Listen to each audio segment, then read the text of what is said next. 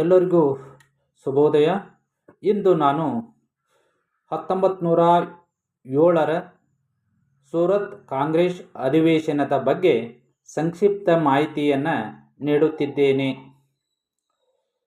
1907ರಲ್ಲಿ ಸೂರತ್ನಲ್ಲಿ ರಾಷ್ಟ್ರೀಯ ಕಾಂಗ್ರೆಸ್ ಸಮ್ಮೇಳನ ನಡೆಯಿತು.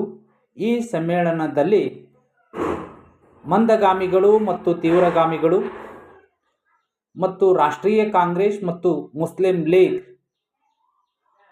ಅನೇಕ ಭಿನ್ನಾಭಿಪ್ರಾಯಗಳಿಂದ ದೂರಾದವು. ಹೀಗಾಗಿ 1907ರ ಸೂರತ್ ರಾಷ್ಟ್ರೀಯ ಕಾಂಗ್ರೆಸ್ ಅಧಿವೇಶನವನ್ನು ಸೂರತ್ ಒಡಕು ಎನ್ನುವರು. ನಂತರ 1916ರಲ್ಲಿ ಲಕ್ನೋ ರಾಷ್ಟ್ರೀಯ ಕಾಂಗ್ರೆಸ್ ಅಧಿವೇಶನ ನಡೆಯಿತು. ಇಲ್ಲಿ ಪುನಃ ಮಂದಗಾಮಿಗಳು ಮತ್ತು ತೀವ್ರಗಾಮಿಗಳು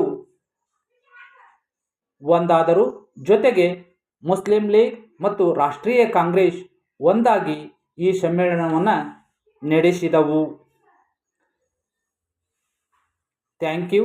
ಈ ವಿಡಿಯೋವನ್ನು ಶೇರ್ ಮಾಡಿ, ಸಬ್ಸ್ಕ್ರೈಬ್ ಮಾಡಿ.